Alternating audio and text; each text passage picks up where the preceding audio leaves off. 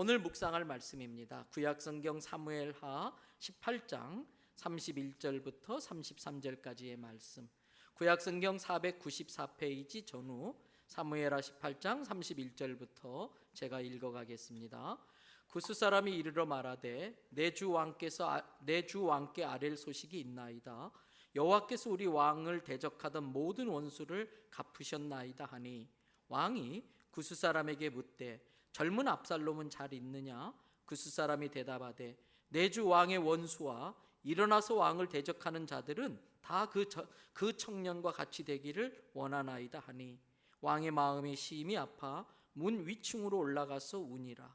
그가 올라갈 때에 말하기를 내 아들 압살롬아, 내 아들 압살롬아, 압살롬아, 차라리 내가 너를 대신하여 죽었더면 압살롬아, 내 아들아, 내 아들아 하였더라. 아멘. 할렐루야, 할렐루야. 오늘 또 여러분과 여러분의 가정과 자녀 하시는 모든 일들마다 하나님의 도우시는 손길로 함께 하시기를 주님의 이름으로 축복합니다.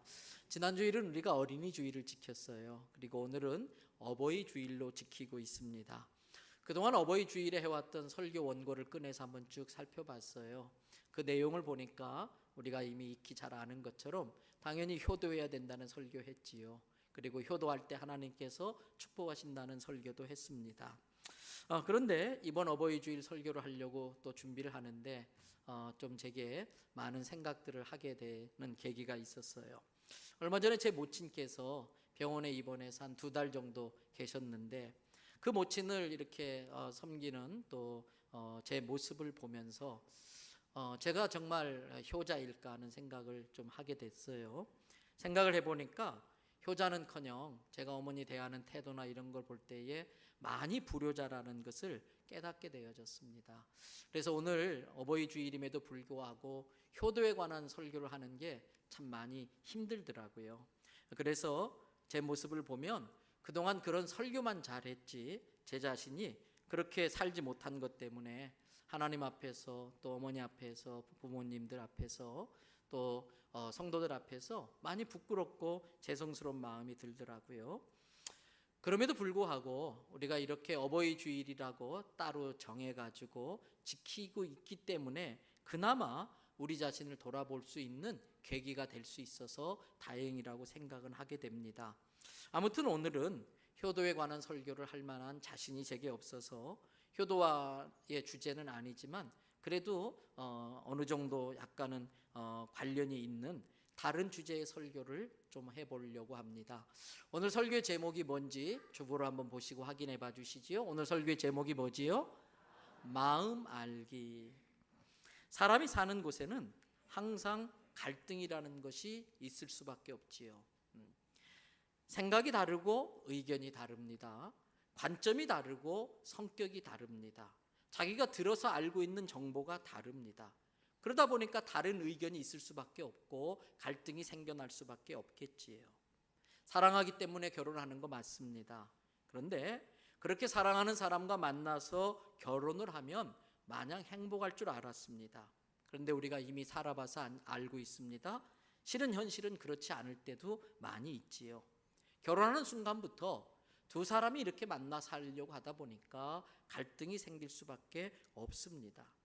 결혼하기 전에는 갈등의 요소가 있었음에도 불구하고 잘 참아냅니다.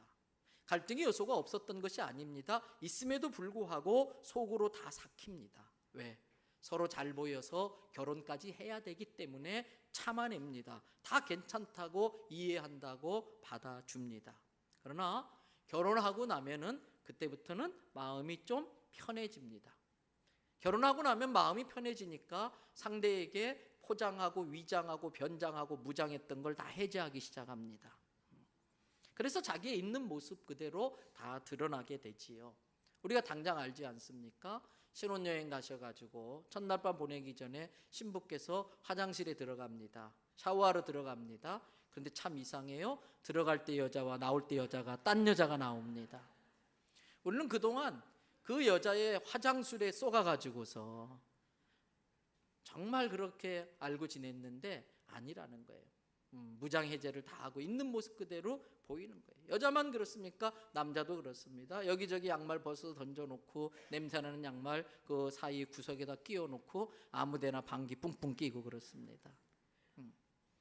왜 그렇습니까? 다 이해해 줄 거라고 생각하기 때문에 그렇습니다. 나를 사랑하기 때문에 다 받아줄 거라고 생각해서 그렇게 편하게 지내다 보니까 무장해제가 됩니다. 그런데 아닙니다.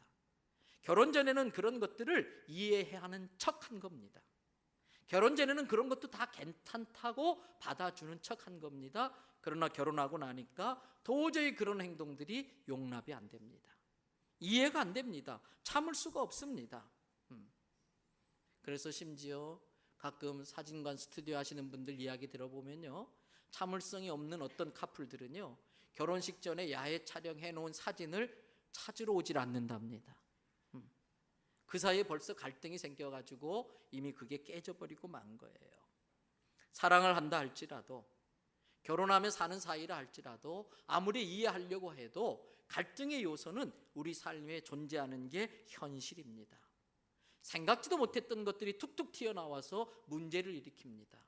아무것도 아닌 것들이 큰 문제를 야기시키기도 합니다. 게다가 결혼하는 순간 이제는 두 사람의 문제가 아닙니다. 양가의 부모님들이 생존해 계시면은 양가 부모님들과 결혼 당사자들까지 6명의 사람이 그 문제에 연루이 되었다 보니까 문제가 자꾸 꼬이기 시작합니다. 게다가 거기에 시누이 같은 사람들이 개입하기 시작하면 문제는 점점 더 복잡해지고 갈등이 심해지고 골이 깊어지는 것이지요.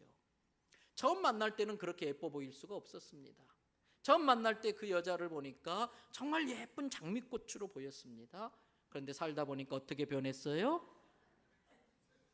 아직 본인들의 실상을 잘 모르시나요? 네. 살다 보니까 호박꽃이라는 걸 알게 된 겁니다. 여러분, 그런데 아십니까? 원래 호박꽃이었습니다. 그런데 그것을 장미꽃으로 자기 눈에 콩깍지가 씌어서 잘못 본 겁니다. 그러면 보세요. 호박꽃이 잘못한 겁니까? 호박꽃을 장미꽃으로 잘못 본 사람이 잘못한 겁니까? 오늘따라 유별나게 이쪽에서 은혜를 많이 받고 잘못 본 사람이 잘못이에요. 여러분, 호박 이야기 하니까 옛날에 유행했던 호박 시리즈가 생각이 나더라고요. 이미 다 아는 건데 몇 가지 한번 볼게요. 호박을 한 글자로 하면 뭐라고 그럴까요? 너. 그 너를 뒤에 업고 막 뛰면 뭘까요? 호박 서리 중. 젊은 사람들은 서리가 뭔지를 모르지요. 아내 얼굴에 계란이 풀어져 있으면 잘 아시네요. 호박전. 머리를 예쁘게 따면서 화장한 아내가 나 예뻐 물어보면 뭐라고 대답하나요? 요즘엔 호박도 포장하냐? 아내가 호박밭에서 우연히 찍은 사진을 가지고 자랑하면 그걸 보고 뭐라 그래요? 가족 사진 잘 찍었네. 아내가 호박 들고 있으면 아이고 쌍둥이인 줄 몰랐었네. 내가 호박을 따면 타살. 아내가 호박을 스스로 따면 자살. 아내가 얼굴에 뜨거운 수건 얹고서 찜질하고 있으면 호박찜 찌는 중. 사랑이 식어서 그래. 사랑이 식어서. 여러분, 사랑할 때는 호박꽃도 장미꽃으로 보였는데 사랑이 식으니까 제대로 보이기 시작하는 거예요. 결혼을 하고 처음 집에 들어갈 때는 집에서 된장 끓는 소리가 보글보글 나고 그냥 막 웃음소리가 까르르 넘치고 얼마나 좋은지 몰라요. 첫 아이가 태어나면요, 그 아이가 얼마나 예쁜지, 오늘도 이 아이 얼마나 예뻐요. 그러면서 막 하는 이야기가 있어요. 세상에 이렇게 예쁜 애기를 처음 봤다고. 근데 다 그 얼굴이거든요. 부모 눈에만 그렇게 예쁘게 보이는 것뿐이에요. 그리고 또 아이가 좀 자라서 말을 배우기 시작하면 부모 마음이 급하잖아요. 그냥 그 그림 카드를 갖다 놓고 코끼리 따라해봐. 코끼리 그래요. 하마 그 이제 코끼리 찾아보라고. 못 찾지요. 그러다가 어떻게 실수로 코끼리 카드를 집으면 난리가 납니다. 우리 집안에 천재가 났다고. 남의 집 애들은 한 번에 맞추는 것을 가지고.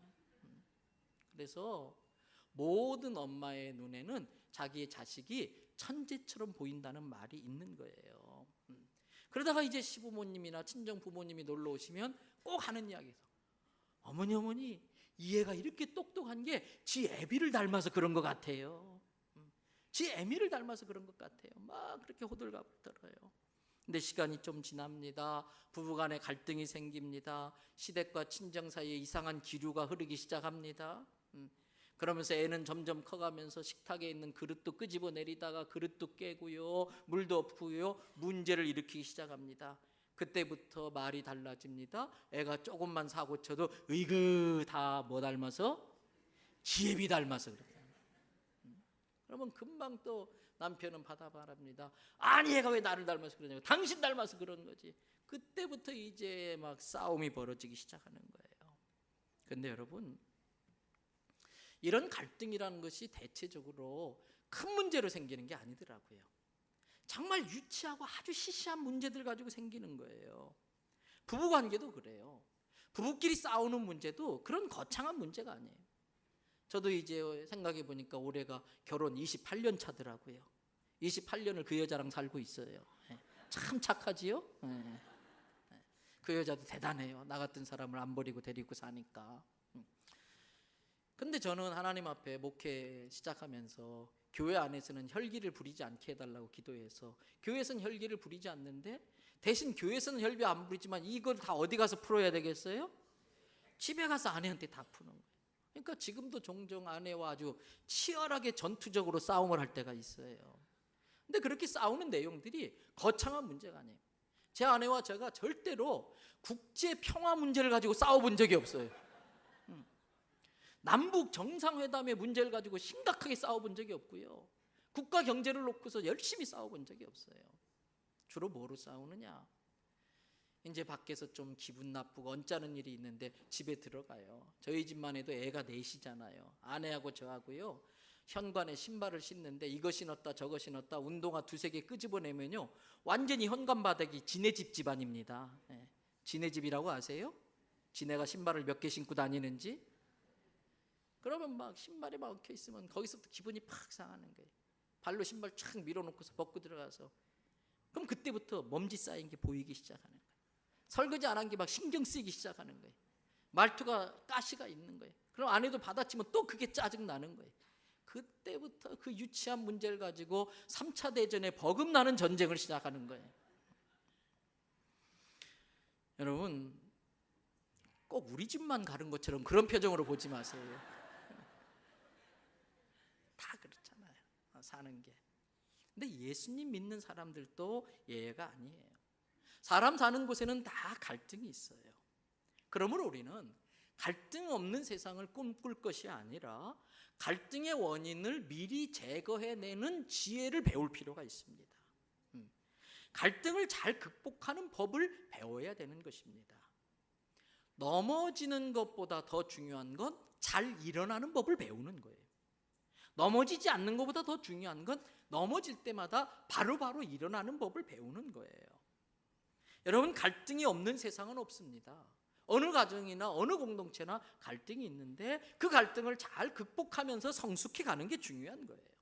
그러면 어떻게 갈등을 잘 해결하고 천국을 이루며 살 수 있을까? 두 가지입니다. 이해와 용서입니다. 이것은 하나님의 성품입니다.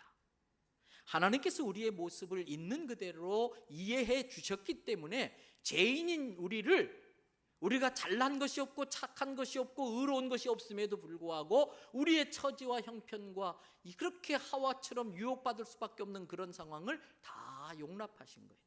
다 이해해 주신 거예요. 그리고 용서해 주신 거예요. 우리를 향한 그 하나님의 이해와 용서가 있었기 때문에 우리가 이렇게 구원받고 하나님의 자녀가 된 걸 깨달으시길 바랍니다. 여러분, 수술받은 환자들, 목사이기 때문에 가끔 병문안을 가요. 지난주 중에도 이제 중환자실 가서 기도를 해드리고 왔는데, 이렇게 수술을 받은 환자를 병문안 가면요, 그때마다 막 반가워하면서 목사님 기도해 주셔서 감사해요. 조금 전에 빵굴 꼈어요. 그래. 목사 앞에 빵굴 낀 걸 자랑하고 있어요. 부끄러운 줄도 모르고. 왜 그래요? 수술 받고 나면 뭐가 나와야 돼요? 빵기가 나와야 돼. 가스가 나와야 돼요. 그거 가스 안 나오면 빵기 안 끼면 죽어요. 그러니까 와서 이야기하는데 저는 뭐라 그래요? 어이구 축하드립니다. 별 축하할 게 없어서 빵구 낀 걸 축하드려요. 왜? 그 모든 상황이 이해가 되잖아요. 병원에 가보면 잘 못 걷는 분들이 종종 있잖아요. 바로 옆에 인창병원도 가보세요. 목발을 짚고 휠체어를 타고 자꾸 앞에서 빨리 급한데 가려는데 걸리적거려요. 그 길을 막아요. 그런데 뭐라고 합니까? 뭐라고 그래요? 뭐라고 하는 사람이 없어요. 음식을 잡수는데 자꾸 흘려요. 그 음식 흘린다고 뭐라고 합니까? 뭐라고 안 해요. 오히려 그거 다 닦아주고 또 숟가락으로 대신 입에 떠드리기도 하고요. 나는 급해서 빨리 엘리베이터 문 닫고 가고 싶은데 이 엘리베이터 타시는 분들이 천천히 들어오는 거예요. 벨 누르고 단추를 누르고 기다리는데, 그래도 그렇게 그리적 들어오는데도 뭐라고 안 해요. 어디니까? 병원이니까. 다 이해가 되는 거예요. 언제 이해가 됩니까? 상대방의 진심을 알면 이해가 됩니다.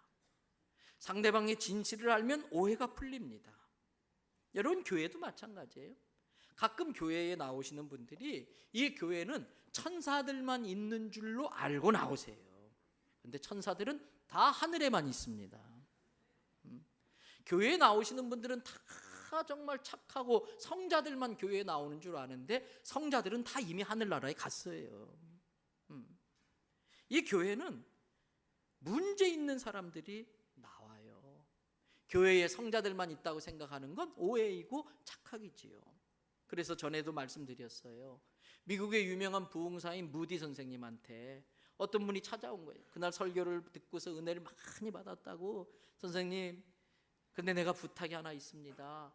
지금 내가 나가는 교회는 너무 문제가 많아요. 목사님도 문제가 있고 장로님도 문제가 있고 권사님도 문제가 있고, 근데 내가 무디 선생님한테 은혜 받고 이제 좀 정말 문제없는 교회를 찾아가서 새롭게 신앙생활을 하고 싶습니다. 문제없는 교회 좀 소개해 주시겠습니까? 무디 선생님이 가만히 생각하더니, 선생님, 내가 아무리 생각해봐도 저도 지금까지 문제없는 교회를 찾지를 못한 것 같습니다. 근데 혹시 선생님이 그렇게 문제없는 교회를 계속 찾아다니시다가 찾게 되면은 꼭 저한테 연락을 주시기 바랍니다. 그럼 저도 그 교회 등록해가지고 그 교회에서 아주 열심히 신앙생활을 해보겠습니다. 그런데 한 가지 부탁이 있습니다.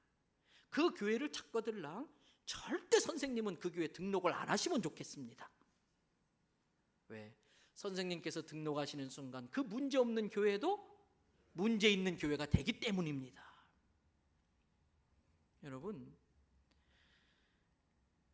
교회는 천국이 아닙니다. 교회는 병원입니다. 장애를 갖고 있는 사람들, 상처 있는 사람들, 아픔이 있는 사람들, 치유가 필요한 사람들, 그래서 이해가 필요한 곳이 교회예요. 가정과 교회는 하나님께서 직접 만들어주신 이 세상에 존재하는 유일한 두 개의 공동체입니다. 이 세상에 존재하는 공동체 중에 하나님이 직접 만들어주신 유일한 공동체가 있다면 가정과 교회입니다. 다른 조직, 다른 공동체는 다 사람들이 자기의 편리와 이익을 위해서 사람들이 만든 거예요. 하나님은 완전하신 분입니다. 완전하신 하나님이 만드신 것이기 때문에 가정과 교회는 문제가 없습니다. 그런데 그 가정과 교회에 문제가 생기는 이유는 그 공동체를 이루고 있는 바로 누구 때문일까요? 나 때문이에요. 문제가 있는 나 때문입니다. 성경이 문제가 있는 게 아닙니다. 예수님의 가르침이 잘못된 게 아닙니다. 그런데 사람들이 교회를 안 나오려고 그래요. 왜 그렇습니까? 예수님의 가르침도 좋고 다 교회도 좋은데 그 사람 다니는 교회는 못 다니겠다는 거예요. 그 사람들 때문에 교회를 못 나가겠다는 것입니다. 여러분, 그런데 우리는 우리 각자의 그 연약성을 인정할 줄 알아야 돼요. 모든 사람은 다 미완성입니다. 저나 여러분들이나 모든 사람은 다 공사 중입니다. 모두가 다 불완전한 존재인 것입니다. 그래서 교회에서나 가정에서 생활을 할 때에 내 앞에 지금 공사 중인 사람이 있기 때문에 앞으로 나아가지를 못하고 불편합니다. 근데 여러분, 그렇다고 어떡합니까? 확 밀고 가버립니까? 큰일 나지요. 근데 나는 내 앞에 있는 그 공사 중인 사람 때문에 길이 막혔다고 불편해하지만 내 뒤에 있는 사람은 나라고 하는 그 미완성 공사 중인 나 때문에 또 힘들어하고 불편해하고 있다는 것도 알아야 된다는 것입니다. 여러분, 운전을 하고 가다 보면 가끔 앞에 팻말 있잖아요. 전방 500m 앞 공사 중 돌아가시오. 근데 그거 무시하고 차를 확 밀고 가면 더 대형 사고가 나잖아요. 돌아가야 돼요. 기다려줘야 돼요. 공사 끝날 때까지 참아줘야 돼요. 인생도 마찬가지입니다. 가정이나 교회나 상처난 사람들, 아픈 사람들, 연약한 사람들, 모자란 사람, 부족한 사람 다 모여 있어요. 현재 진행형이에요. 그런데도 불구하고 서로 부족하고 모자란 사람들이 손에 손을 잡고 함께 천국을 향해 가는 곳이 바로 교회이고 가정인 것입니다. 그렇습니다. 갈등을 극복할 수 있는 방법은 두 가지, 이해와 용서입니다.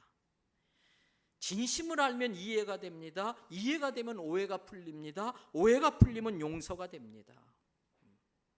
오해가 풀리니까 용납이 되고 다 받아들여지고 용서가 되면 평안을 누리게 되고 바로 천국을 살아낼 수 있는 거예요. 전에 한번 말씀드린 적이 있지요. 지하철에 한 아빠가 어린 두 아들을 데리고 탔어요. 근데 이 아이들이 얼마나 개구진지 타자마자 이리 뛰고 저리 뛰고 떠들고 소리를 지르는데 그 지하철 칸에 있는 사람들이 전부 다 인상을 찌푸리고 있는 거예요. 근데 이 아버지는 그냥 신경도 안 쓰고 그냥 아이들이 그렇게 떠들든 말든 그냥 놔두는 거예요. 옆에 있던 사람이 보다 참다 못해가지고 콕 찌르면서, 선생님, 자녀들 좀 잘 버릇 좀 잘 가르쳐야겠습니다. 자녀들을 좀 잘 좀 챙겨주셔야겠습니다. 그랬더니 이 아빠가 깜짝 놀라는 거예요. 아이고 선생님 미안합니다. 죄송합니다. 그런데 조금 전에 병원에서 저 아이들의 엄마가 임종했다는 소식을 막 듣고 지금 병원에 가는 길인데 이 아이들에게 엄마가 죽었다는 걸 어떻게 말해줘야 될지 생각을 하다가 제가 미처 아이를 못 챙겼습니다. 그 순간 그 아이들이 어떻게 보이기 시작해요? 불쌍해 보이는 거예요. 엄마 죽은 불쌍한 아이로 보이는 거예요. 왜? 상황이 이해가 되니까. 이해가 되니까 용서가 되고 이해가 되니까 다 용납이 되어지는 거예요. 오늘 본문의 내용은 잘 아실 것입니다. 본문에 대해 전체적으로 이해를 하시려면 다윗의 아들인 압살롬의 이야기가 나오는 사무엘하 13장부터 쭉 읽어보셔야만이 전체적으로 이해를 하실 수 있어요. 여러분 시간 없어서 다 읽지 못했으니까 댁에 돌아가시면 사무엘하 13장부터 쭉 읽어가 보시면 오늘 말씀의 배경을 잘 알 수 있고 많은 깨달음을 얻게 될 겁니다. 오늘의 내용을 대강 정리해드리면 이런 겁니다. 다윗이 가장 사랑했던 아들 중에 하나가 압살롬이라고 하는 아들이에요. 성경은 그 압살롬이 아주 출중해서 그 외모나 성격이나 그 능력에 있어서 그 이스라엘 사람 누구와 비교해도 비교할 수 없을 정도로 탁월했다라는 거예요. 당연히 다윗이 그 아이들을 많이 사랑합니다. 또 할 수 있다면 대를 물려줄지도 모르겠어요.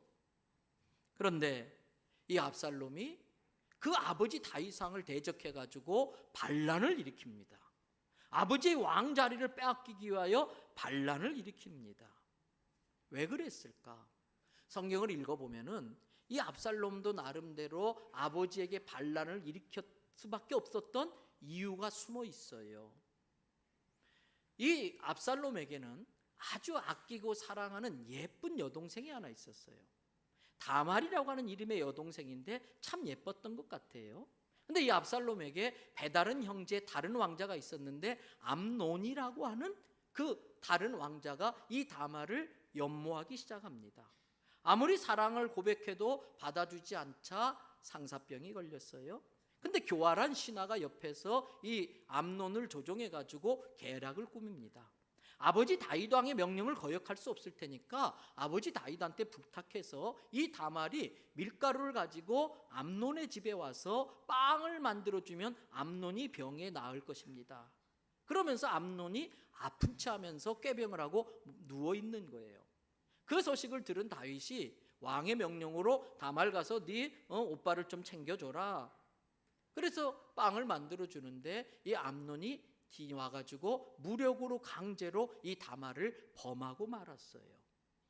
여러분, 자기의 정욕을 채우고 나니까 마음이 바뀝니다. 이 다말을 내팽개쳐버리고 쫓아버립니다. 다말이 돌아와서 죄를 뒤집어 쓰면서 통곡을 하는 겁니다. 그것을 바라보는 오빠 압살롬의 마음이 가슴이 찢어지는 거예요. 그래서 그 여동생을 자기 집에 데리고 와서 돌보면서 기다리는 거예요. 아버지 다윗이 이 모든 걸 알고 계실 테니까 공의롭게 이 문제를 해결해 주길 기다리는 거예요. 그런데 성경에 보니까 다윗이 그 사실을 알고 화를 내긴 냈지만은 이 암논에 대해서 아무런 조치도 취하질 않아요. 이것 때문에 다말의 상처가 더 깊어지는 거예요. 이것 때문에 압살롬의 마음이 더 상한 거예요. 이제나 저제나 기다리는데 아무런 조치를 취하지 않자 암논이 그 압살롬이 직접 나서 가지고 계략을 꾸밉니다. 왕자들을 다 초청해요. 자기 집에 형제들을 다 불러놓고 그리고 거기에 온 그 암논을 그날 죽여버리고 말아요. 여동생의 복수를 하게 돼요. 근데 이 소식이 다윗에게 전해지면서 중간에 과장된 겁니다. 압살롬이 왕자들을 모아서 자기가 왕위에 올라가려고 형제들을 다 죽여버리고 말았습니다. 암논 하나만 죽였는데 이 일에 다윗이 막 진노하면서 압살롬은 도망을 가게 되면서 3년 동안 떠돌이하면서 죽을 고생을 하면서 도망 다니는 거예요. 암논의 마음을 헤아리지 못한 그 다윗, 압살롬의 마음을 헤아리지 못한 그 다윗, 그리고 또 압살롬이 한 일에 대해서 잘못된 정보로 오해에 오해가 쌓이기 시작하자 부자지간의 원수가 돼요. 어쨌든 그 주변 사람에 의해서 이제 다시 주선을 해가지고 압살롬이 왕궁으로 돌아오긴 합니다만, 여러분 사무엘하 14장 23절 24절 말씀을 한번 읽어보겠습니다. 다 같이 읽겠습니다. 성경 앞으로 몇 장 넘기셔서 사무엘하 14장 23절 24절 스크린 말씀 띄우시고 다 같이 읽습니다. 요압이 일어나 그슬로 가서 압살롬을 데리고 예루살렘으로 오니 24절 왕이 이르되 그를 그의 집으로 물러가게 하여 내 얼굴을 볼 수 없게 하라 하매 압살롬이 자기 집으로 돌아가고 왕의 얼굴을 보지 못하니라. 기대했던 아들이 자기를 실망시키니까 더 화가 난 겁니다. 공의로운 아버지인 줄 알았는데 그렇게 불의한 짓을 해놓은 것을 모르는 척한 그 아버지에 대한 기대가 실망이 되자 점점 압살롬과 다윗 사이에 틈이 벌어지는 거예요. 부자지간의 얼굴을 보지 않고 사는 거예요. 나중에 겨우 한번 얼굴을 상봉하긴 합니다만 이때부터 압살롬은 반역의 계획을 세웁니다. 그래서 백성들이 좋아하는 정책들을 펼치면서 다윗을 지지했던 사람들이 자기를 지지하게 만들고 여러 가지 재판을 갖다가 인기 위주로 판결하면서 다윗의 추종자들을 자기 추종자로 바꾸고 맙니다. 그리고 결정적인 때에 압살롬의 부하들, 신복들을 데리고서 반란을 일으키고 다윗은 허겁지겁 신발도 신지 못하고 맨발로 피난길을 떠나면서 죽을 고생을 합니다. 여러분 사무엘하 15장 30절 말씀 같이 또 읽어봅니다. 다윗이 감람 산길로 올라갈 때에 그의 머리를 그가 가리고 맨발에 울며 가고 그와 함께 가는 모든 백성들도 각각 자기의 머리를 가리고 울며 올라가니라. 얼마나 급했든지 맨발로 울면서 이 피난길을 떠나는 거예요. 근데 이 다윗의 부하 중에 아주 교활한 아히도벨이라는 신하가 있는데 이 아히도벨이 가만히 보니까 대세가 압살롬한테 넘어가거든요. 그래서 젊은 지도자의 편에 붙어가지고 결정적인 때에 다윗을 몰아내기 위해서 꾀를 하나 부립니다. 이 아히도벨이 뭐라 그러냐면은 그 아버지의 명예를 손상시키고 권위를 추락시키기 위해서 계략을 꾸미는데 사무엘하 16장 21절부터 22절을 보겠습니다. 다 같이 읽겠습니다. 아이도벨이 압살롬에게 이르되 왕의 아버지가 남겨두어 왕궁을 지키게 한 후궁과 더불어 동침하소서. 그리하면 왕께서 왕의 아버지가 미워하는 바 됨을 온 이스라엘이 들으리니 왕과 함께 있는 모든 사람의 힘이 더욱 강하여지리이다. 아이도벨이 당신의 아버지가 두고 간 저 후궁들과 백성들이 보는 앞에서 동침을 하세요. 그 이야기를 들은 다윗이 열이 더 받아가지고 당신을 더 미워하게 될 것이고, 당신이 아버지 다윗에게 미움을 받으면 받을수록 당신을 지지하는 자들은 더욱더 당신을 중심으로 똘똘 뭉칠 겁니다. 이 아주 치졸하고 추잡한 이 계략에 압살롬이 넘어가는 거예요. 얼마나 아버지에 대해서 한이 맺혔든지. 22절 말씀을 보세요. 같이 읽습니다. 이에 사람들이 압살롬을 위하여 옥상에 장막을 치니 압살롬이 온 이스라엘 무리의 눈앞에서 그 아버지의 후궁들과 더불어 동침하니라. 패륜을 저지르고 있는 거예요. 여러분, 이 아이도벨이 얼마나 교활했던지, 그리고 얼마나 그 수가 많고 깨가 많았든지 다윗이 이걸 잘 알아서, 심지어 다윗조차도 사무엘하 15장 31절에서 이런 기도를 할 정도예요. 한번 또 읽어봅니다. 어떤 사람이 다윗에게 알리되 압살롬과 함께 모반한 자들 가운데 아이도벨이 있나이다 하니 다윗이 이르되 여호와여 원하옵건대 아이도벨의 모략을 어리석게 하옵소서 하니라. 우리 하나님이 참 대단하세요. 이 다윗의 기도를 하나님이 들으셨습니다. 다윗의 신하 중에 아주 절친이면서 지혜로운 신하였던 후세라는 사람이 있는데, 가만히 그냥 놔두다가는 정말 다윗이 쫓겨나게 생긴 거예요. 그래서 이 후세가 가짜로 압살롬의 편에 들어갑니다. 그래서 압살롬을 지지하는 것처럼 모든 작전회의에 다 참석을 하는데, 아이도벨이 내놓은 그 계략이 다윗을 결정적으로 끝장낼 계획인 거예요. 그 내용이 17장에 나오는데 뭐냐면은, 지금 다윗이 도망가면서 신발도 제대로 못 신고 갔고 너무 다윗의 무리가 지쳐 있으니까 이번에 아주 끝장냅시다. 군사 12,000명을 동원해가지고 완전히 끝냅시다. 후세가 가만히 보니까 그게 맞거든요. 큰일 나겠거든요. 그때 후세가 안 됩니다. 지금 다윗의 일행은 아주 독이 오를 대로 올랐는데 지도 피할 길을 내고서 몰라고 한 것처럼 계속 다고치면 이제 막 열받아서 다시 반격하면 문제가 심각해지니까 잠시 좀 있다 합시다. 압살롬이 아이도벨의 계략을 채택할 것인가 후세의 계략을 채택할 것인가에 따라서 다윗의 운명이 결정되는 거예요. 근데 여러분 한번 보세요. 사무엘하 17장 14절의 말씀입니다. 스크린 띄우시고 같이 또 한번 읽어보십시다. 압살롬과 온 이스라엘 사람들이 이르되 아렉 사람 후세의 계략은 아이도벨의 계략보다 낫다 하니 이는 여호와께서 압살롬에게 화를 내리려 하사 아이도벨의 좋은 계략을 물리치라라고 명령하셨음이더라. 참 희한해요. 누가 봐도 아이도벨의 말이 맞는데 압살롬과 그 사람들의 마음이 후세한테 쏠린 거예요. 여러분, 이 모든 것들을 하나님이 하신 걸 깨달으시길 바랍니다. 하나님이 그런 분이에요. 사람의 마음까지도 주장하시는 분이에요.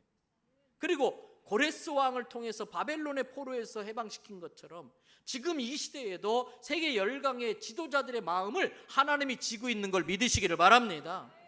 여러분, 남북 정상회담, 북미 정상회담, 김정은이든 트럼프든 모든 사람들의 마음조차도 하나님의 손에 있는 거예요. 여러분, 그렇게 되자 압살롬이 후세의 작전을 선택하면서 전쟁에 패하게 됩니다. 이제는 다윗이 다시 승기를 잡게 되고 곧 압살롬을 체포할 수 있는 상황이 된 거예요. 이 상황 속에서 다윗이 요압 장군을 부릅니다. 군대 장관 요압을 불러서 부탁을 합니다. 그 부탁의 내용이 사무엘하 18장 5절에 나와요. 자, 같이 한번 읽어보십니다. 왕이 요압과 아비새와 이때에게 명령하여 이르되 나를 위하여 젊은 압살롬을 너그러이 대우하라 하니 왕이 압살롬을 위하여 모든 군 지휘관에게 명령할 때에 백성들이 다 들으니라. 봐주라는 겁니다. 압살롬 죽이지 말라는 겁니다. 여러분, 이것이 아버지의 마음이에요. 이것이 부모의 마음이에요. 자식은 부모의 가슴에 못을 칠 수 있습니다. 근데 부모는 그 못을 다 받아냅니다. 안 아픈 것이 아닙니다. 아픕니다. 그런데도 아프지 않은 척하면서 그 못을 다 받아냅니다. 다윗이 그렇게 자기한테 패륜을 저지르고 그렇게 자기를 고생했던, 기대했던 아들에게 배신당했는데도 불구하고 다시 이렇게 너그럽게 대해달라고 부탁할 수 있었던 것은 어떻게 그게 가능했었을까? 여러분, 사람은 시련을 당하게 되면 비로소 자기를 돌아봐요. 삶의 어려움을 겪게 되면 비로소 자기를 돌아보게 돼요. 다윗은 도망을 다니면서 압살롬이 왜 저럴까 비로소 생각을 해보게 되었어요. 그러면서 사람은 시련을 당하면 자기를 돌아보게 되는데, 내가 그때의 다말의 일을 바로 처리해 주지 못했구나. 다말이 얼마나 상처가 심했을까. 다말의 마음을 헤아릴 줄 알게 됐어요. 그 다말을 바라보는 압살롬은 얼마나 마음이 아팠을까. 압살롬의 마음을 이해하기 시작했어요. 여러분, 우리의 삶도 똑같습니다. 저 사람이 왜 나한테 저럴까 그렇게 생각하기 이전에 저 사람이 그렇게 행동하게 된 이유가 혹시 나에겐 있지 않았을까라고 자기를 살펴야 돼요. 남편이 아내에게 왜 저럴까? 옛날에 아내가 남편에게 했던 그 말이 상처가 되었을 거예요. 아내가 남편에게 왜 저럴까? 남편이 생각 없이 내뱉은 말이 아내에게 아픔이 되었을 거예요.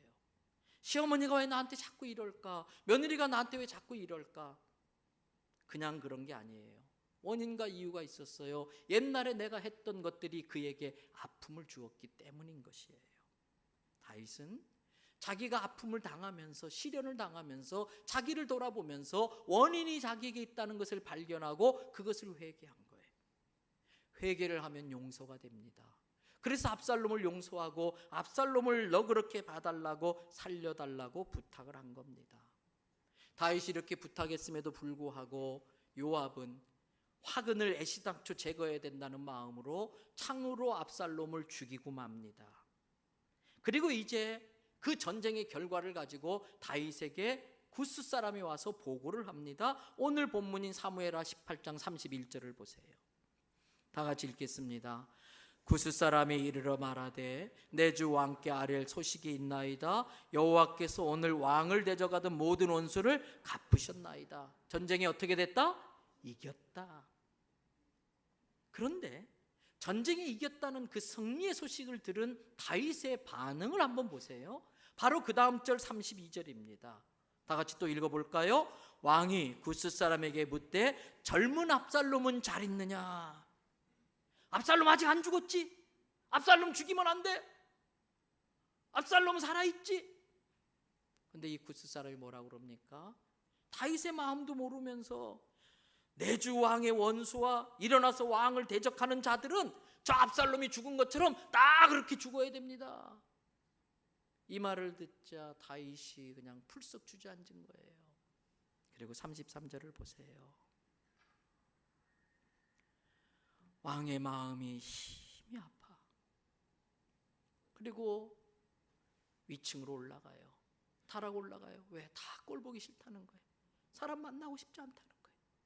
그러면서 올라가면서 말합니다. 내 아들 압살롬아, 내 아들 압살롬아, 내 아들 압살롬아, 차라리 내가 대신 죽었더라면, 차라리 내가 대신 죽었더라면. 여러분, 이것이 부모의 마음이에요. 자기를 배신하고 패륜을 저지르고 그렇게 했는데도 이 모든 잘못이 내게 있었다. 원인을 자기에게서 찾고서 용서를 하면서 이 압살롬의 죽음을 그렇게 안타까워하는 거예요. 미성숙한 사람들이 모여 살다 보면 갈등이 없을 수가 없어요. 그럼에도 불구하고 그 중심을 알고 그 진심을 알면 이해가 되고, 이해가 되면 오해가 풀립니다. 오해가 쌓이면 원수가 되지만 오해가 풀리면 용서가 되는 거예요. 용서가 되면 평안을 누리게 되고 천국을 이룰 수 있는 것이지요. 압살롬도 아버지의 마음을 헤아릴 줄 몰랐어요. 다윗도 그전에는 압살롬의 마음을 헤아릴 줄 몰랐어요. 그러다 보니까 오해가 쌓여서 이렇게 자기 자식이 죽는 비극을 초래하고 만 것이지요. 말씀을 마칩니다. 사람들이 사는 곳엔 다 갈등이 있어요. 부부간의 갈등이 있습니다. 시어머니와 며느리의 갈등이 있고요. 부모와 자식 간의 갈등이 있습니다. 성도와 성도 사이의 갈등이 있습니다. 이 모든 갈등은 우리가 서로의 진심을 몰라서 그렇습니다. 그 마음의 중심, 진심을 알면 이해가 됩니다. 이해가 되면 용납할 수 없었던 것들도 용납이 되어지고요. 이해가 되어지면 용서가 되어지고요. 그러면 평화가 찾아오고 천국을 누리며 살 수 있는 것입니다. 오늘 말씀의 결론을 주보 1면에 적은 임의 짧은 글, 긴 생각이란 글로 대신합니다. 살면서 제일 힘든 게 뭔지 아십니까? 살면서 제일 힘든 것 중에 하나가 내 진심을 다른 사람에게 밝히는 거예요. 알려주는 거예요. 근데 그게 쉽지 않아요. 그래서 자꾸 오해가 쌓이고 등을 돌리고 원수가 지는 거예요. 왜 이 진심을 전달하는 일이 그렇게 어려울까? 진심을 전달하는 방법에 문제가 있습니다. 우리는 주로 내 마음을 말로써 표현을 합니다. 근데 대부분의 사람들은 자기의 마음을 잘 표현할 줄을 몰라요. 여러분, 사랑하지 않는 것이 아닙니다. 사랑합니다. 그런데 사랑하는 법, 사랑을 표현하는 법을 몰라요.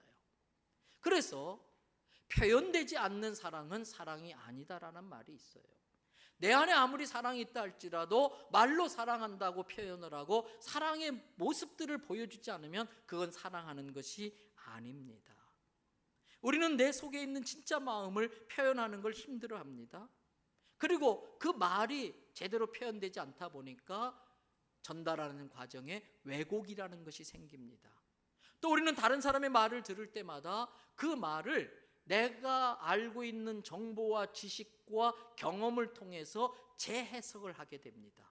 그래서 내 입장에서 내가 편한 대로만 상대의 그 말과 그 마음을 해석해가지고 받아들이기 시작합니다. 그래서 상대의 진심은 이건데도 불구하고 내가 알고 있다고 하는 상대의 진심은 엉뚱한 것을 상대의 진심으로 오해해서 받아들이고 있는 게 우리들의 모습입니다. 그런데 이게 삶의 현실입니다. 현실이런데 이럴 때 우리는 어떻게 해야 될까? 그럼에도 불구하고 우리는 끝까지 진심을 품으려고 노력을 해야 됩니다. 뿐만 아니라 내 마음에 있는 그것이 진짜 진심인지 내가 정말 옳은지를 늘 마음 체크를 해야 됩니다. 왜? 우리는 항상 내 위주에서 내 입장에서 내 마음을 해석하기 때문에 객관적 입장을 가지고 내 마음을 내가 먼저 바로 알 수 있도록 하나님의 말씀 앞에 또는 하나님의 은혜 앞에 하나님 앞에서 내 마음을 늘 체크하면서 정한 마음과 정직한 영, 진실한 마음을 가지려고 노력을 해야 됩니다. 그리고 그 내 마음에 있는 진심을 자꾸 표현해야 됩니다. 말로써, 선물로써, 행동으로써 표현해야 됩니다. 그런데 현실은 그러한다 할지라도 여전히 상대는 내 진심을 오해한 상태로 있을 수가 있습니다. 여러분, 그럴 땐 어떻게 합니까? 나를 오해하고 있는 그 상대가 옳은 것입니다. 나는 그게 아니야, 너 잘못한 거야, 너 틀렸어, 자꾸 상대 보고 틀리다고 하면 안 됩니다. 상대가 설령 내 진심을 오해하고 있다 할지라도 오해하고 있는 그 상태가 옳다라고 인정을 해야 됩니다. 그리고 내 진심을 이해할 때까지, 알아줄 때까지 기다려야 됩니다. 노력해야 됩니다. 그 기다림은 긴 기다림입니다. 때로는 억울하고 원통할 때도 있습니다. 그럼에도 불구하고 감당해야 됩니다. 그리고 마지막으로 목사님 그거 다 압니다. 그런데 실제로 그렇게 다 안 됩니다. 그렇습니다.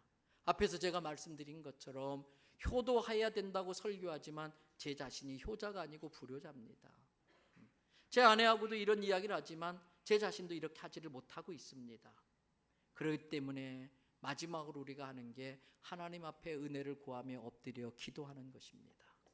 하나님, 내 힘으로 안 됩니다. 내가 마음 먹어도 잘 되지 않습니다. 내게 하나님의 은혜가 필요합니다. 성령님 내 안에 들어오셔서 내 마음을 성령님이 다스려 주시옵소서. 그래서 내 마음에 먼저 용서가 있고 사랑이 있고 내 마음이 천국이 이루어지면 용납할 수 없는 사람 용납할 수 있고 안을 수 없는 사람 안을 수 있고 용서할 수 없는 사람 용서할 수 있게 되어지는 것입니다. 여러분, 아직도 나는 공사 중입니다. 내 앞에 있는 공사 중인 어떤 사람 때문에 내가 불편한 것처럼 내 뒤에 있는 어떤 사람은 공사 중인 나를 보고 불편해한다는 걸 생각하면서 서로 품고 이해하고 노력하면서 천국을 이루어가는 우리 교회와 가정들 되시기를 주님의 이름으로 부탁합니다. 기도하시겠습니다.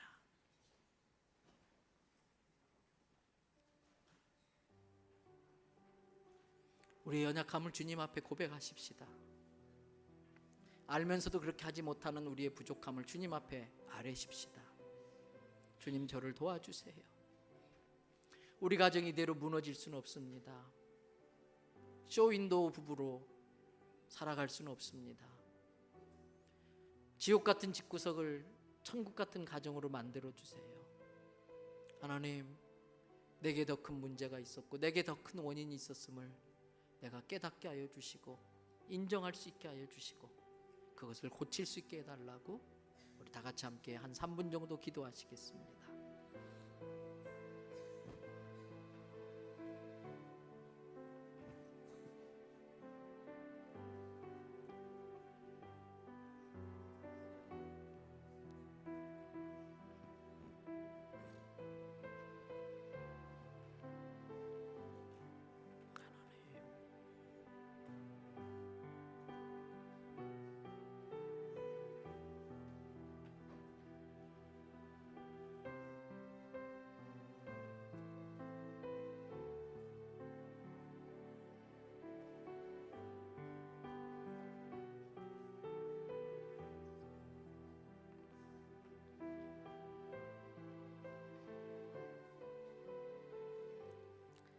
하나님, 늦은 것 같지만 아직 늦지 않은 줄로 믿습니다.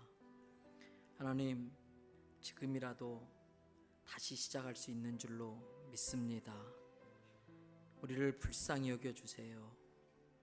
그동안 이렇게도 해보고 저렇게도 해보고 무던히도 애를 썼지만 늘 좌절할 수밖에 없는 것을 주님 불쌍히 여겨주시고 도와주시옵소서.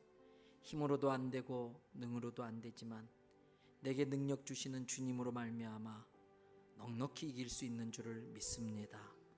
주님의 은혜로 가정의 회복이 일어나게 하여 주시옵소서. 부부관계가 회복되고 시간이 흐를수록 더 존중하고 귀하게 여길 줄 알고 서로 품고 사랑할 줄 알게 하여 주시옵소서.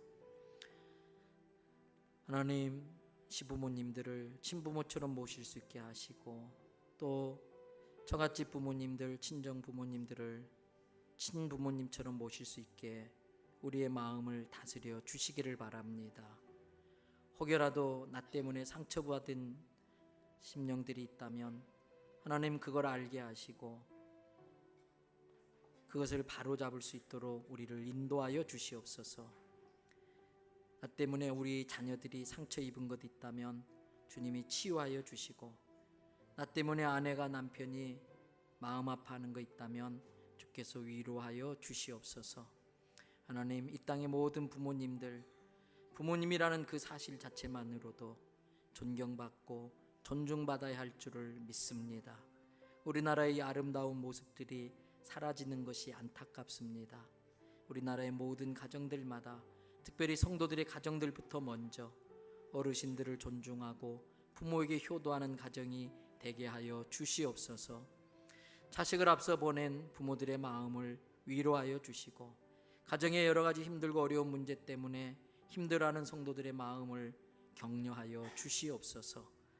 하나님, 우리가 주께 받은 은혜를 무엇으로 갚겠습니까? 주께서 주신 것 중에 일부를 떼어 예물로 올립니다. 여기에 올려지는 10의 1조 주님의 은혜였습니다. 그래서 나머지도 주님 뜻대로 쓰겠다는 마음으로 드리는 11조 받아 주시옵소서. 모든 것을 믿음으로 해석할 때에 주의 은혜가 아닌 것이 없고 감사하지 못할 것이 없어서 이것도 감사 저것도 감사, 믿음 없는 사람들이 원망하고 불평할 수밖에 없는 상황조차도 우리는 믿음으로 합력하여 선하게 이룰 줄을 믿고 감사를 선택하겠습니다. 그 믿음대로 감사할 일로 바꾸어 주시옵소서. 외국에 객지에 군에가 있는 자녀들 일일이 따라다니지 못합니다. 주께서 그 아이들을 지켜 주시옵소서. 사랑하는 가족이 오랫동안 병상에 누워 있는 걸 바라보는 게 많이 힘듭니다. 하나님, 기적을 일으켜 주시옵소서. 주님, 데려가시든지 일으켜 주시든지 주님께서 이 어려움의 시간들을 빨리 정리하여 주시기를 바랍니다. 아버지 하나님, 오늘 또 수고하고 애쓴 모든 성도들 주님이 알아주시는 것을 믿고 그것만으로도 만족하게 하여 주시고 여전히 변함없는 믿음으로 주님의 몸된 교회를 위하여 섬기게 하여 주시옵소서. 한 주 동안 세상에 나아가 삽니다.